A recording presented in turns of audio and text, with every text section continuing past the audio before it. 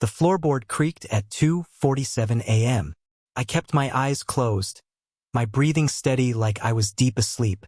Through the crack in my bedroom door, I watched her skinny fingers wrap around my safe keys. She thought she was so smart, so careful. But what she found inside that metal box made her face go white as a ghost. She dropped those keys like they were on fire and ran. By morning, her whole world was about to come crashing down, and she had no idea I was the one holding the wrecking ball. Before we dive into this wild story, make sure you hit that subscribe button and let me know in the comments where you're watching from. Trust me, you're going to want to follow along for what happens next. It all started back in March of 2023 when my son Bryce brought home his new girlfriend, Sloane.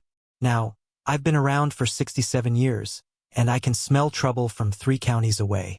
This girl had designer everything: purse, shoes, even her water bottle had some fancy logo I'd never heard of. But here's what really caught my attention. Bryce works at Murphy's Tire Shop making $18 an hour, and this girl was wearing a watch that cost more than his monthly take-home pay. "Dad, this is Sloane," Bryce said, his chest puffed out like a rooster showing off his prize hen. "She just graduated from business school at Eastern Washington." Business school. Sure she did. I shook her perfectly manicured hand and noticed how her eyes moved around my house like a real estate appraiser sizing up property values. Not admiring, calculating. There's a big difference between the two. "So nice to meet you, Mr. Patterson," she said with a smile that looked practiced in front of a mirror. "Bryce has told me absolutely everything about you." I'll bet he had. Probably mentioned the old man living alone in a 4-bedroom house that's been paid off for 10 years. "See, my wife Dorothy moved down to Clearwater Beach, Florida 3 years ago after we decided we worked better as friends than as husband and wife.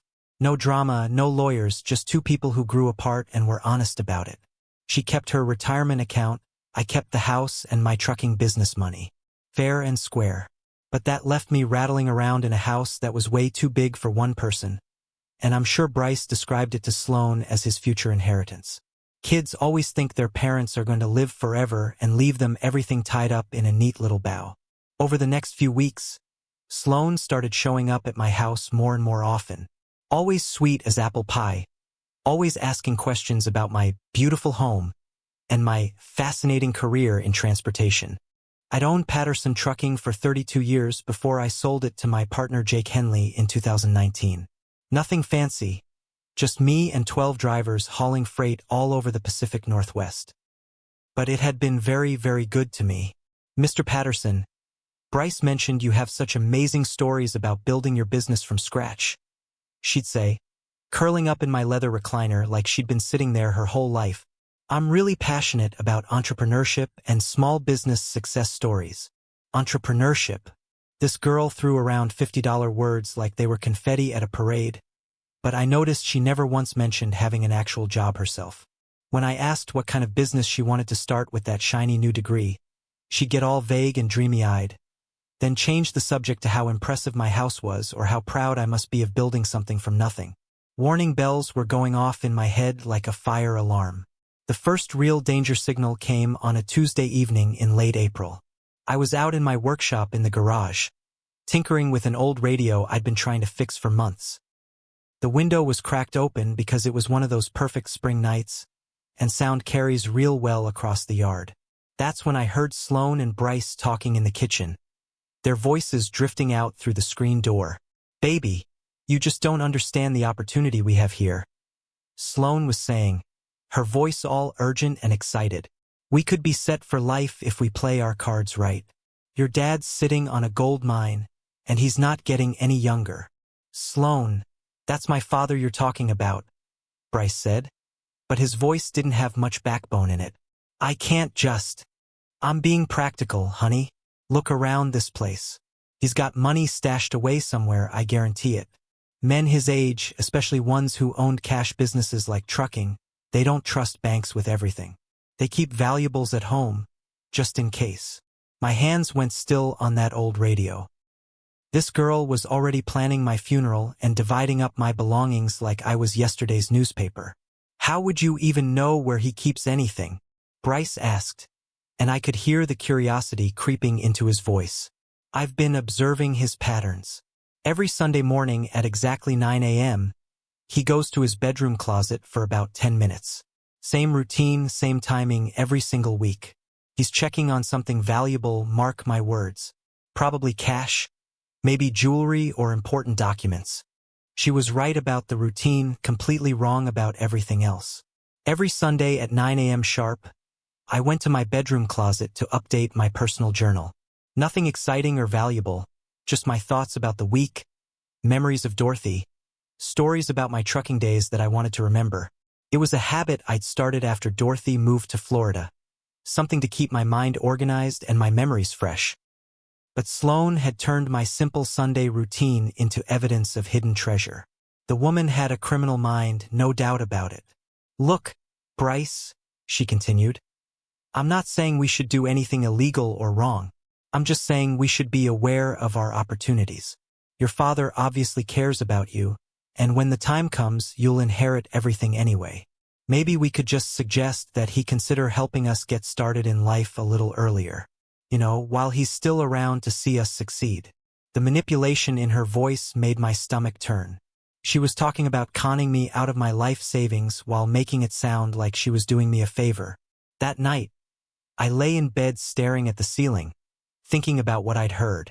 My son, my only child, was being influenced by a woman who saw me as nothing more than a bank account with legs. The worst part was that Bryce seemed to be going along with it, even if he wasn't driving the train. I made a decision right then and there. If Sloane wanted to play games, I'd show her what a real player looked like. The next morning, I called my old friend Marcus Webb, who'd retired from the Spokane Police Department 5 years ago, and now did private investigation work. Marcus and I went way back. He used to escort some of my oversized loads back in the day when I was hauling construction equipment. Marcus, I need a background check on someone. I told him over coffee at Rusty's Diner. And I need it to be thorough. What kind of thorough are we talking about, Earl? The kind that tells me if someone is who they say they are, or if they're running some kind of long con on my family. Marcus leaned back in his chair, studying my face. This about that girl Bryce has been seeing? The one with the fancy clothes and the business degree. You've met her, seen her around town. She's got that look about her, like she's always calculating something. He pulled out a small notebook. What's her full name? Sloane Mitchell. Says she graduated from Eastern Washington's business program this year. I'll start there and work backward. Social media, public records, credit history, criminal background, the whole 9 yards. This ain't gonna be cheap, though. For a really complete workup, we're talking about $1,500, maybe $2,000. I didn't hesitate. Do it. And Marcus? I want to know everything. Every place she's lived. Every job she's had. Every relationship that ended badly. If she's got skeletons in her closet, I want to know what they are and where she buried them. While Marcus was doing his detective work, I started doing some investigating of my own. I began paying closer attention to Sloane's habits, her stories, the little details that didn't quite add up, like how she always had cash but never seemed to work. How she knew expensive restaurants in 3 different states but claimed to be fresh out of college. How she could spot valuable antiques in my house but couldn't identify basic tools in my workshop. The picture that started emerging wasn't pretty. May rolled around, and Marcus called me with his preliminary findings. We met at the same diner, but this time his expression was grim. Earl, your instincts were right on target. This girl is bad news wrapped up in a pretty package. He slid a thick manila folder across the table. Her real name is Rebecca Lynn Tanner. She's 28 years old, originally from Bakersfield, California. She's never been to Eastern Washington University, never graduated from any business school, and she's got a criminal record longer than a freight train. I opened the folder and started reading. What I saw made my blood run cold. Rebecca Tanner had been arrested 6 times in 4 different states over the past 8 years. Fraud, identity theft, elder abuse, conspiracy to commit theft. She'd been running romance scams on older men since she was 20, targeting widowers and divorcees with money and property. Look at page 3, Marcus said, pointing to a police report from Nevada. She convinced a 74-year-old retired teacher named Harold Steinberg to sign over his house to her. Told him they were getting married and needed to put the property in both their names for tax purposes. 3 weeks later, she disappeared with the deed and left him homeless. I flipped through more pages. Martin Rodriguez in Oregon, who she convinced to cash out his retirement account to invest in her fake business. James Whitfield in Arizona, who lost his late wife's jewelry collection and $40,000 in savings before his daughter figured out what was happening. She's a professional Earl. This is what she does for a living. She finds lonely older men with assets, moves in fast, gains their trust, and then cleans them out. The scary part is how good she is at it. Half these guys never even press charges because they were too embarrassed to admit they'd been conned. My hands were shaking as I read through the reports. What about jail time? She did 18 months in California, got out early for good behavior, violated her parole by leaving the state, which is why she's been moving around so much. There's actually a warrant out for her in Arizona right now. I looked up at Marcus. How did she end up in Spokane? Best I can figure. She was working a mark in Seattle who got suspicious and called the cops. She had to get out of town fast and ended up here. That's when she met your son. The pieces were falling into place like dominoes in a line. Bryce had told me he met Sloane at a coffee shop near the college. Said she was studying for finals. What he didn't know was that she was probably casing the area for her next target when she spotted a young man who looked like he came from money. There's more, Marcus said, flipping to the back of the folder. I found her real social media accounts, the ones she uses under her actual name. She's part of online groups where con artists share tips and brag about their scores. Look at this. He showed me printed screenshots of Facebook posts where Rebecca bragged about her work and shared advice with other scammers. Posts about how to identify vulnerable targets, how to gain trust quickly, how to manipulate family members into supporting the relationship. One post from just 2 months ago made my stomach turn. Working in New Mark in Washington. Small town, trusting family, old man with a paid-off house and trucking money. This could be my retirement score if I play it right. The son is easy to manipulate, and the father seems like a typical lonely old fool. Wish me luck, ladies. She's been planning this from day one, I said, feeling anger build up in my chest like steam in a pressure cooker. Gets worse. Look at the photos. Marcus showed me pictures Rebecca had posted of herself with other victims. Harold Steinberg, Martin Rodriguez, and 3 other men I didn't recognize, all older, all looking happy and in love. The comments from her scammer friends were disgusting jokes about easy marks and retirement funds with legs.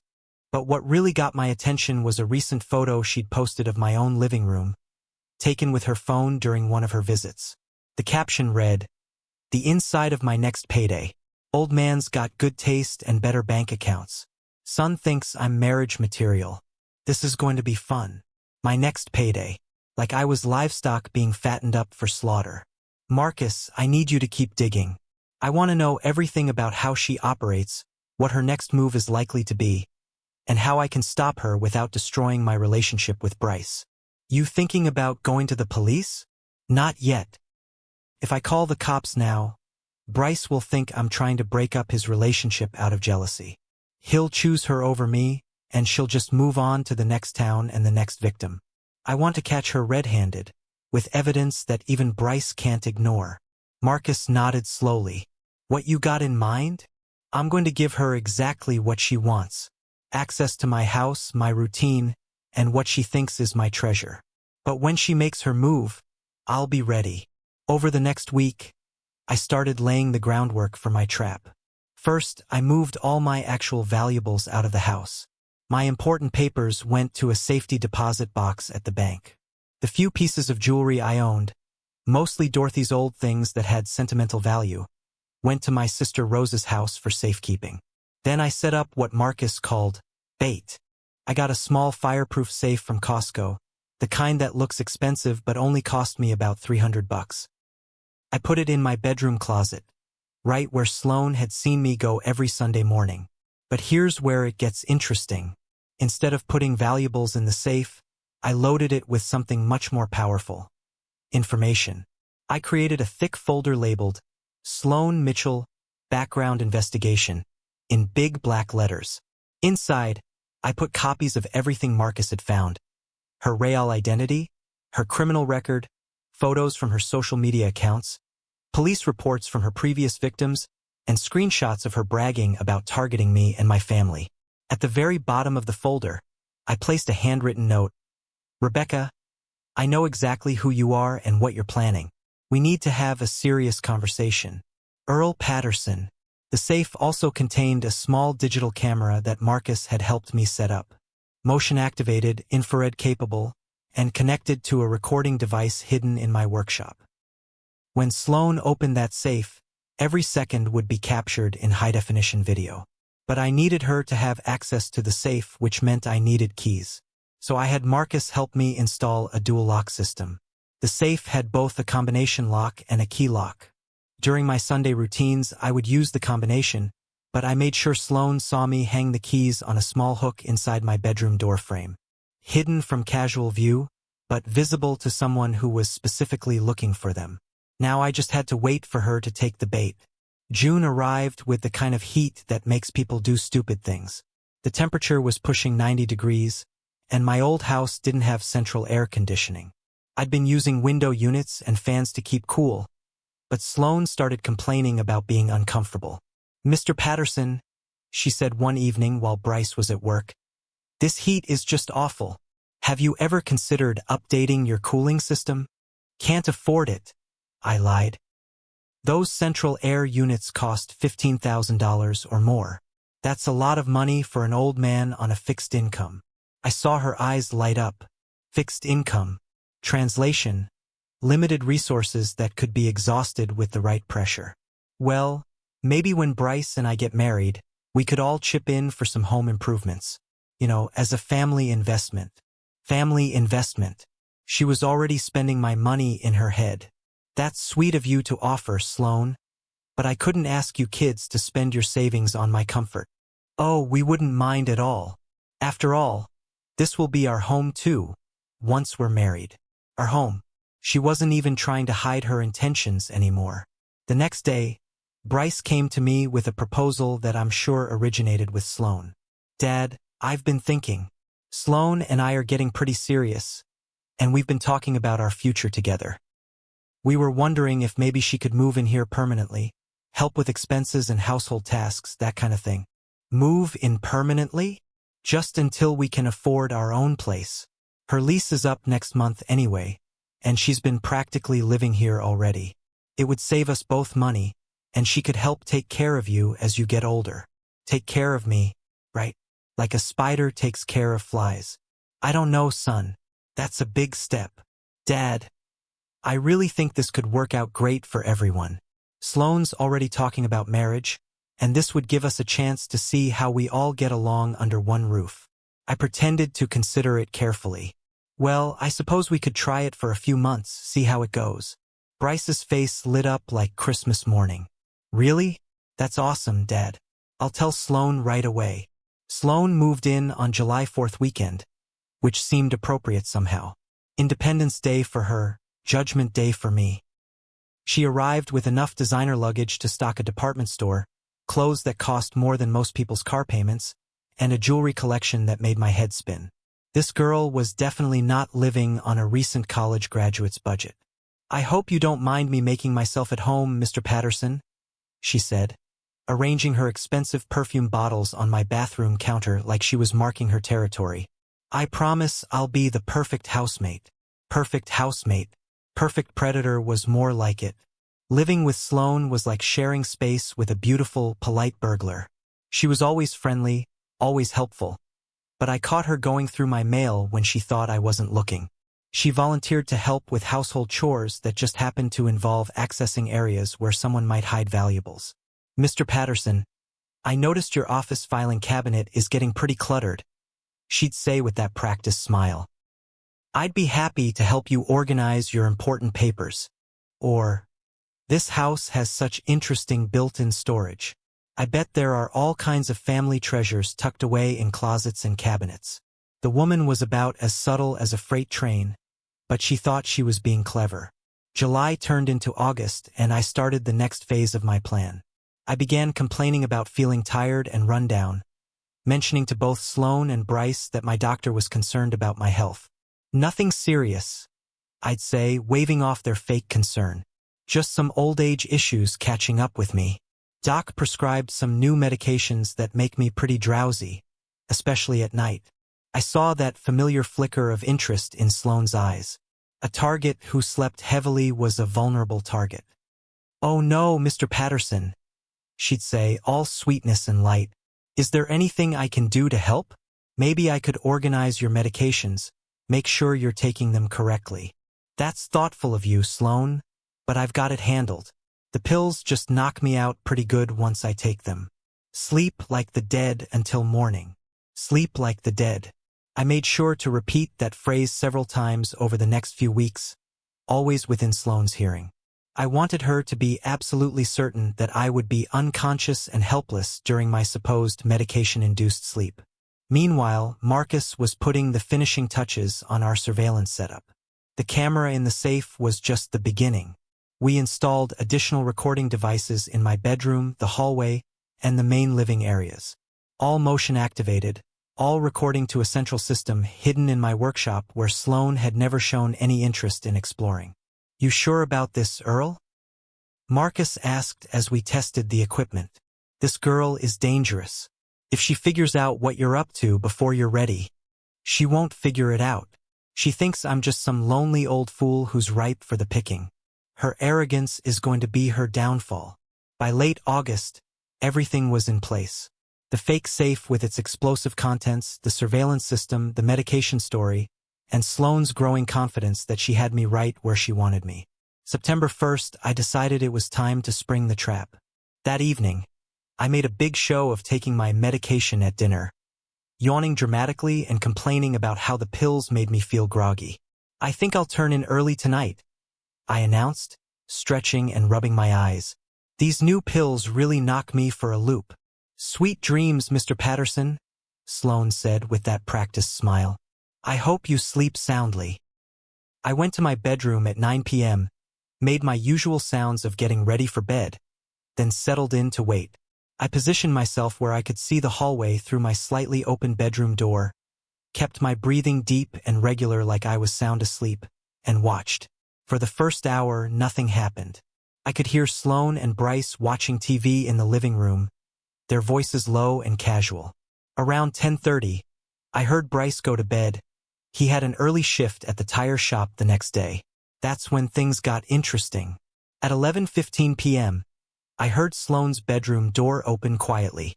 I kept my breathing steady, my body perfectly still. Through the crack in my door, I saw her peek into the hallway, listening carefully to make sure everyone was asleep. But she didn't make her move yet. Too smart for that. She waited another hour, probably to make sure I was deep in my medication-induced sleep and Bryce was out cold.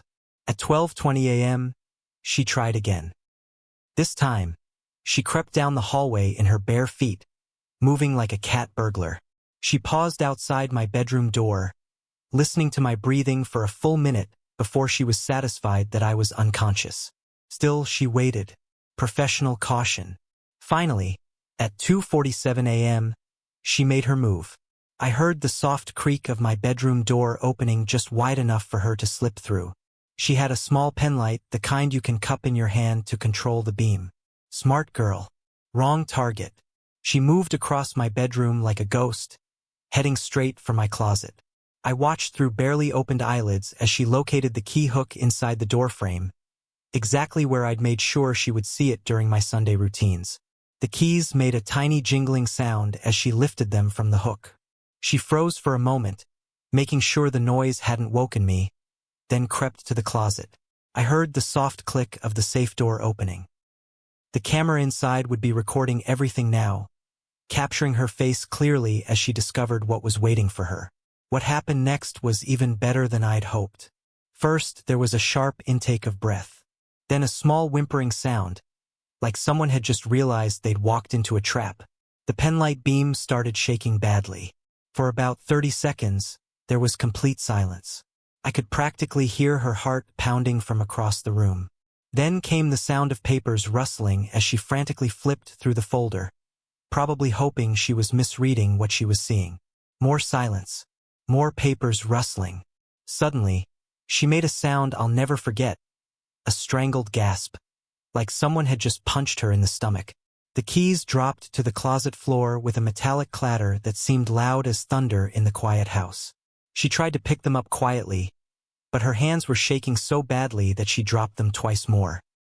Finally, she managed to get the safe closed and locked, but I could hear her breathing hard like she'd just run a marathon.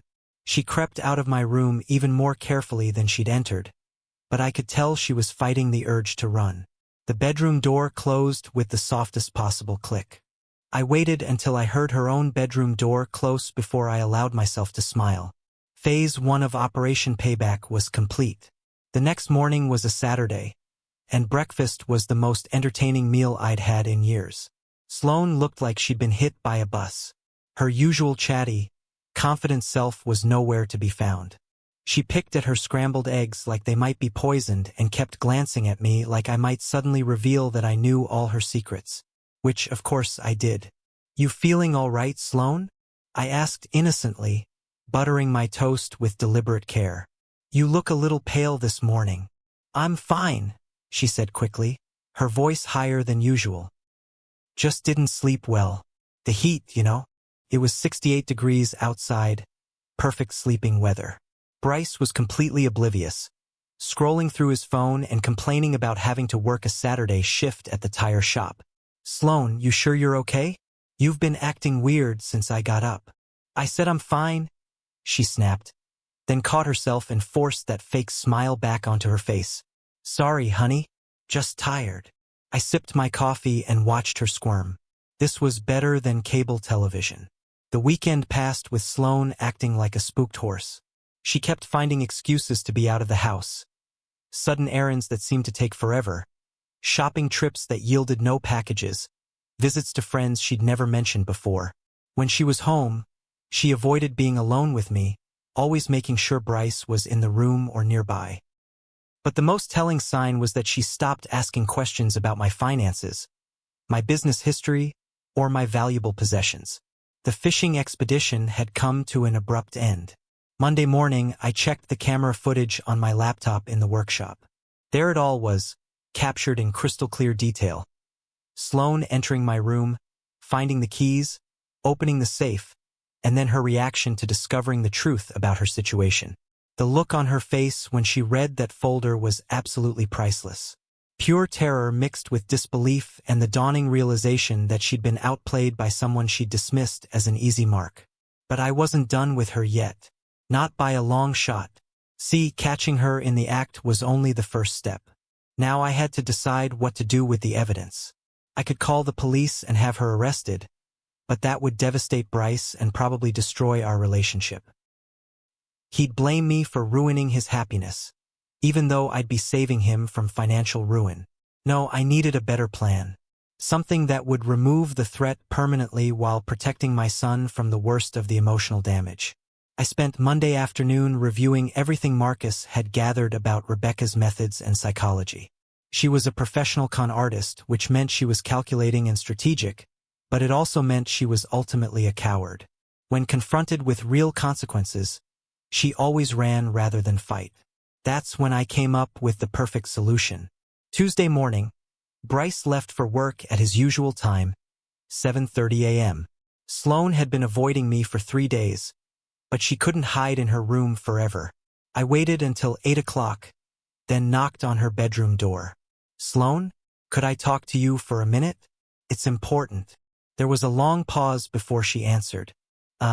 Sure, Mr. Patterson. I'll be right out." She emerged from the bedroom looking like she hadn't slept in days.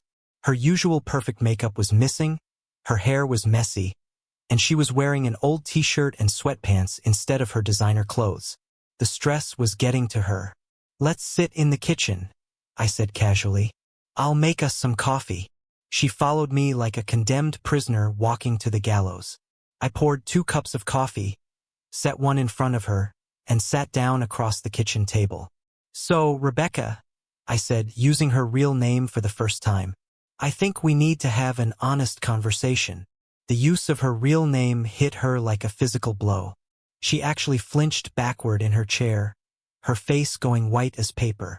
I don't know what you mean, she stammered, but her voice was shaking. Sure you do. Rebecca Lynn Tanner, originally from Bakersfield, California. Age 28.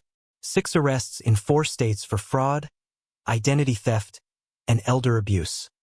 Currently wanted in Arizona for violating your parole conditions. Each fact hit her like a separate punch. By the time I finished, she looked like she might pass out. How long have you known? She whispered. Long enough. The question now is what we're going to do about it. She straightened up slightly, and I could see her criminal mind starting to work, looking for an angle, a way to turn this around or at least minimize the damage.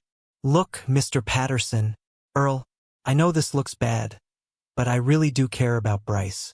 I wasn't going to hurt him, I swear. You weren't going to hurt him? Rebecca, you were planning to clean out my life savings and disappear, leaving my son heartbroken and probably broke too. How is that not hurting him? It wasn't supposed to go that far. I was just looking for a way to get back on my feet. By stealing from a family that welcomed you with open arms. She started crying then, but I'd read enough about her previous scams to know that tears were just another tool in her arsenal. Harold Steinberg probably saw plenty of tears before she stole his house. What do you want? She asked finally. That's better. Now we're having an honest conversation. I leaned forward, making sure she was looking directly at me. Here's what's going to happen, Rebecca. You're going to break up with my son. Today. You're going to tell him that you've realized you're not ready for a serious relationship, that you need to figure out your life before you can commit to anyone else. And then you're going to pack your designer luggage and leave Spokane. Forever. You're going to disappear from our lives like you never existed. What if I refuse? I pulled out a manila folder. Not the one from the safe, but a new one containing copies of everything Marcus had found, plus screenshots from the surveillance footage of her breaking into my bedroom. Then I called Detective Sandra Morrison at Spokane PD. I happened to know her personally from my trucking days. She used to handle security for some of my high-value loads. I send her this folder, along with the video of you breaking into my safe, and you'll be back in prison before the end of the week. Rebecca stared at the folder like it was a poisonous snake. You recorded me? Every second, in high definition. You entering my room, finding the keys, opening the safe, reading the folder, and your reaction when you realized your con had been exposed. It's all there, Rebecca. Breaking and entering, attempted burglary, fraud, identity theft, and violation of your parole conditions. That's enough to put you away for 5 to 10 years. She was trapped and she knew it. But Rebecca Tanner hadn't survived 8 years as a con artist without being smart. She was already calculating her options. Bryce will be devastated, she said, trying one last manipulation. Are you really willing to break your son's heart just to get rid of me? Bryce will get over a broken heart. He'll never get over losing his inheritance and his future to a professional thief. Besides, his heart won't be broken for long once he learns who you really are. You're going to tell him? Eventually, but not today. Today, you're going to break up with him gently. Let him think it was your decision. Give him some dignity in this mess. If you do this right, he'll remember you as the one who got away, not the criminal who tried to destroy his family. She was quiet for a long time, thinking it through. I could see the wheels turning, weighing her options. Prison versus freedom, but freedom meant giving up the biggest score of her career. What guarantee do I have that you won't call the police anyway? Even if I leave? You don't. But I will say this, I'm not interested in revenge, Rebecca. I'm interested in protecting my family. You leave quietly, never contact Bryce again, never come back to Spokane, and I have no reason to involve the authorities. But if you ever try to con another family, if I ever hear your name connected to another scam, that folder goes straight to the FBI. She nodded slowly, understanding the terms of our agreement. Can I ask you something? She said. Shoot. How did you know? I mean, before you hired the investigator. What tipped you off? I smiled. remembering that first day she'd walked into my house. Your watch. A $3,000 Cartier on the wrist of a recent college graduate dating a tire shop worker.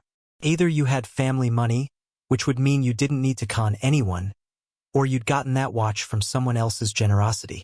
When you couldn't explain where it came from without contradicting your story, I knew something was wrong. She actually laughed, a bitter sound. A watch. I should have been more careful. Rebecca, you should have chosen a different line of work entirely.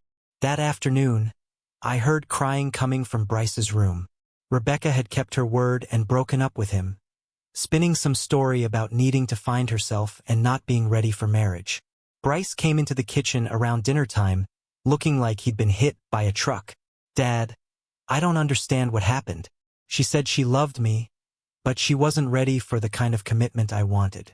She said maybe someday, when she figures out what she wants from life, but not now. I poured him a beer and sat down next to him. This was the hard part. Son, sometimes people aren't who they seem to be on the surface. What do you mean?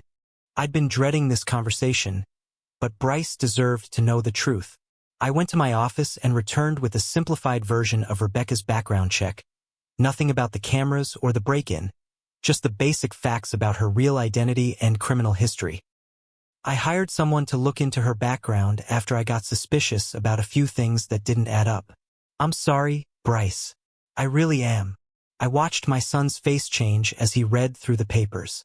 Confusion turned to shock turned to anger, and anger slowly turned to something that looked like relief. She's a con artist, he said, like he couldn't believe the words coming out of his mouth. A professional criminal. A career criminal who's been doing this for 8 years. You weren't her first target, son, and you wouldn't have been her last if I hadn't stopped her. Bryce was quiet for a long time, processing everything he just learned. Finally, he looked up at me with a mixture of gratitude and embarrassment. How much did this investigation cost you? Don't worry about the money. Dad, how much? $2,000. But it was worth every penny to protect you. He shook his head, running his hands through his hair. I'll pay you back, every cent. You don't owe me anything, Bryce. Protecting your family isn't a business transaction. It's just what fathers do. But why didn't you tell me sooner? Why did you let me get so involved with her? This was the question I'd been preparing for. How do you tell your adult child that you knew they were making a terrible mistake but had to let them discover it for themselves? Because if I'd come to you 3 months ago and told you that your girlfriend was a criminal, would you have believed me? He thought about it for a moment. Probably not. You would have thought I was a jealous old man trying to break up your happiness because I didn't want to be alone. You would have chosen her over me, and she would have eventually gotten what she was after anyway. This way, she revealed her true nature, and you got to see the real Rebecca before she could destroy your life. By letting her try to rob you? By giving her enough rope to hang herself with. Bryce sat back in his chair, still processing everything. Dad, there's something else I need to tell you. Last week, Sloane, Rebecca, she suggested that maybe we should ask you to help us with a down payment on a house. She said older people sometimes like to give their inheritance early so they can see their kids enjoy it. My blood ran cold. What did you tell her? I told her I couldn't ask you for that kind of money, that it wouldn't be right. But she kept pushing, saying we could present it as a family investment, that you'd be happy to help us get started in life. She was setting up the final con. Get me to voluntarily hand over a large sum of money, then disappear with it. Jesus, Dad. If I hadn't been uncomfortable asking you for money, you would have lost everything and so would I. But you didn't ask because you're a good man with a conscience. That's the difference between you and someone like Rebecca. Thursday morning, Rebecca moved out with the same designer luggage she'd arrived with. She didn't say goodbye to me, but she left a note on the kitchen counter. Earl, you were right about everything I am and everything I was planning. Thank you for giving me a choice instead of just destroying me. I hope someday I can become the person Bryce thought I was. I'm sorry for what I almost did to your family. I crumpled up the note and threw it away. Empty words from someone who was sorry she got caught. not sorry for what she'd planned to do. But I kept the surveillance footage and all of Marcus's investigation files, just in case. The next few weeks were tough on Bryce. He was hurt and embarrassed, angry at himself for being fooled, but he wasn't broken. If anything, the experience made him stronger and more careful about trusting people too quickly. "Dad," he said one evening while we were watching a baseball game, "I owe you more than just money for that investigation." "You don't owe me anything. I owe you an apology. For bringing that situation into your house. For putting you at risk. For not seeing what was right in front of me. Son, we all make mistakes.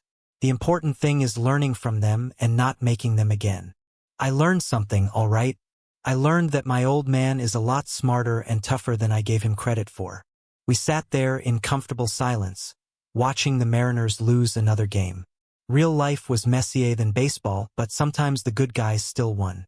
3 months later, Bryce started dating Kelly, a nurse at Sacred Heart Hospital.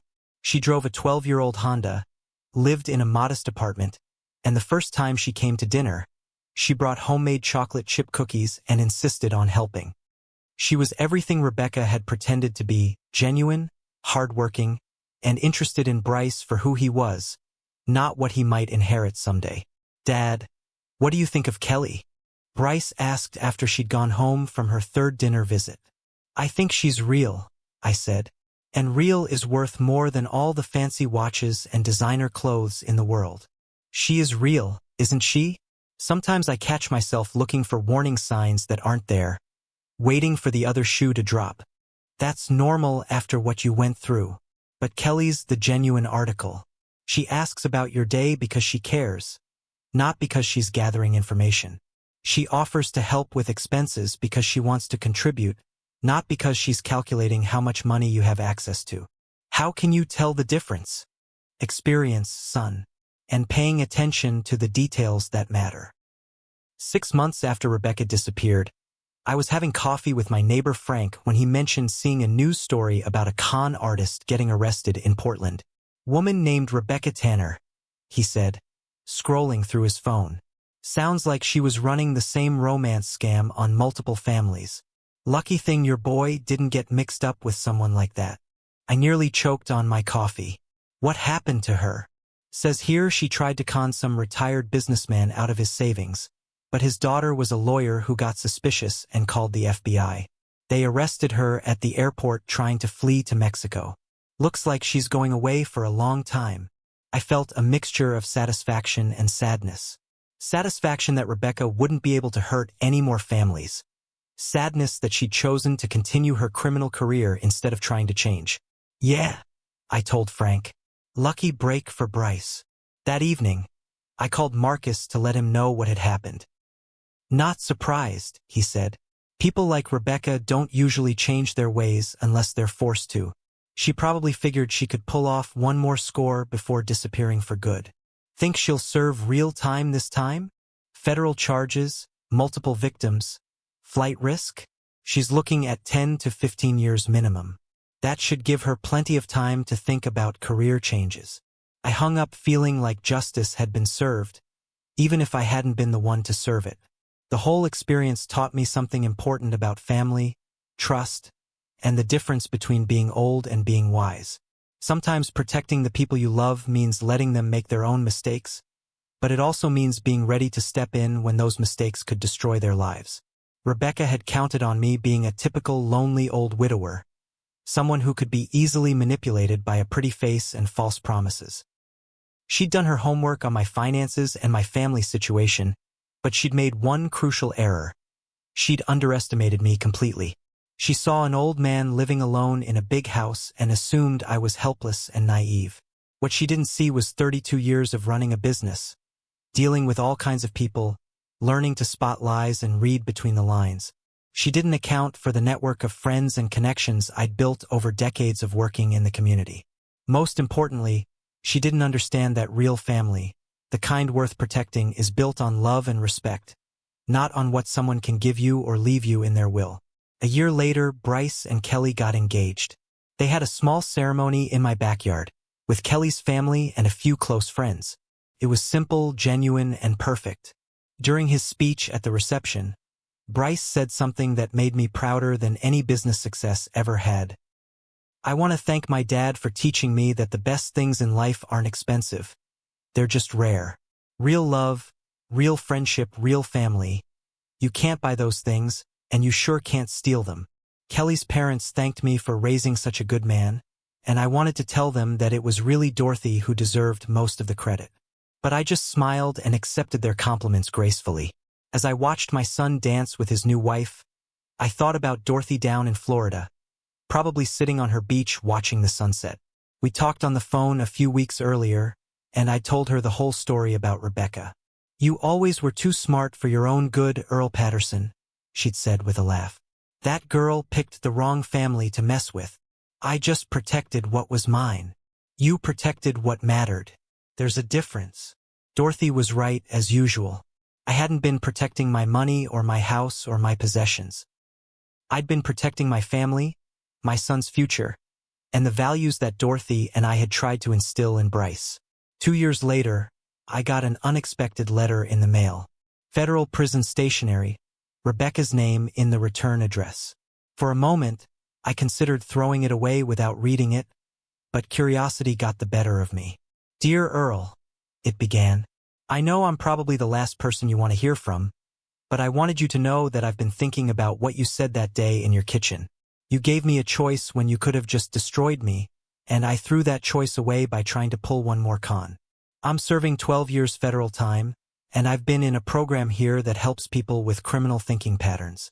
I'm learning about the damage I've done to families like yours, and I wanted to apologize for what I put you and Bryce through.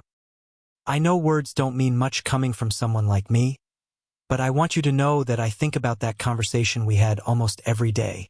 You treated me like a human being even after you'd caught me red-handed, and nobody had done that in a very long time. I hope Bryce found someone who deserves him. He's a good man, and he was lucky to have a father who was willing to fight for him. I don't expect you to forgive me or even to believe that I'm sincere about changing, but I wanted you to know that your kindness in giving me a choice, even when I didn't deserve one, meant more to me than you'll ever know. Sincerely, Rebecca Tanner." I read the letter twice, then folded it up and put it in my desk drawer. Whether Rebecca's remorse was genuine or just another manipulation, I'd probably never know. But I hoped for her sake that it was real, because 12 years was a long time to spend thinking about the choices that had brought her there. I never wrote back. Some chapters in life need to stay closed. These days, my house is quieter than it was during those chaotic months with Rebecca. Bryce and Kelly live in their own place now, a modest 2-bedroom house that they bought with their own money and their own credit. They come for Sunday dinner every week, and Kelly always brings dessert and refuses to let me wash the dishes. I've started dating again. Nothing serious, just coffee and conversation with a retired teacher named Margaret, who volunteers at the same senior center where I help with their financial literacy classes. She's got gray hair, sensible shoes, and a laugh that reminds me why it's good to have someone to share the sunset with. Margaret knows the whole story about Rebecca, and she says it's proof that I'm the kind of man who takes care of his family. A lot of men your age would have just called the police and let their son figure it out the hard way, she told me. You cared enough to get your hands dirty protecting him. I still do my Sunday morning routine, but now instead of updating a journal, I'm working on a memoir about my trucking days. Nothing fancy, just stories for Bryce's kids to read someday, if he and Kelly decide to have children. Stories about honest work, fair dealing, and the importance of choosing your battles wisely. The safe in my bedroom closet is still there, but now it contains what it was always supposed to contain: important papers, a few family photos, and Dorothy's engagement ring that she left with me when she moved to Florida. Save it for Bryce when he finds the right girl, she'd said. Last month, I gave it to him to present to Kelly for their first anniversary. Sometimes I think about Rebecca and wonder if she really is trying to change, or if prison is just another temporary setback in a lifetime of bad choices. I hope she finds a way to become the person she pretended to be when she was conning my family, because everyone deserves a chance at redemption. But I also sleep better knowing that she's locked up where she can't hurt any more families like mine. The most important thing I learned from the whole experience is that getting older doesn't mean getting weaker or more vulnerable. It means having more experience, more wisdom, and more resources to draw on when facing challenges. Rebecca saw an old man and assumed I was an easy target. What she didn't see was a lifetime of experience dealing with all kinds of people, the street smarts that come from running a business for 3 decades, and the fierce protective instinct that kicks in when someone threatens your family. Age is just a number. Wisdom is what you do with the years you've been given. These days, when I see news stories about elderly people being scammed by con artists, I get angry. Not just because of the money that gets stolen, but because of the trust that gets destroyed and the families that get torn apart. I've started volunteering with the Spokane Police Department's fraud prevention program, teaching other seniors how to recognize and avoid scams. I share Rebecca's story, with names changed, of course, as an example of how sophisticated these criminals can be and how important it is to trust your instincts when something doesn't feel right. The most important thing to remember, I tell the groups, is that you're not helpless just because you're older. You've got decades of life experience that these criminals are counting on you to ignore. Trust your gut, ask questions, and don't be afraid to investigate when something seems too good to be true. Last week, a woman named Helen approached me after one of my presentations. She was in her 70s, a widow whose adult daughter had recently brought home a new boyfriend who was asking a lot of questions about Helen's finances. "Mr. Patterson," she said, "I think I might be in a situation like the one you described. What should I do?"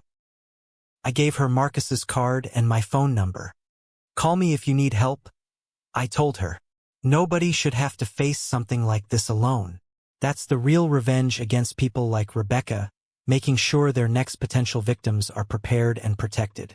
Every senior citizen who learns to recognize the warning signs, every family that avoids being torn apart by a con artist, every criminal who finds their target too smart and too prepared to victimize. That's justice served one person at a time. If you enjoyed the story of an old man outsmarting a young con artist, make sure to hit that like button and subscribe to his sweet revenge for more stories of justice served cold. Drop a comment and let me know what you would have done in my situation. Would you have called the police right away? Or would you have set the same trap I did? And remember, if something seems too good to be true, it probably is.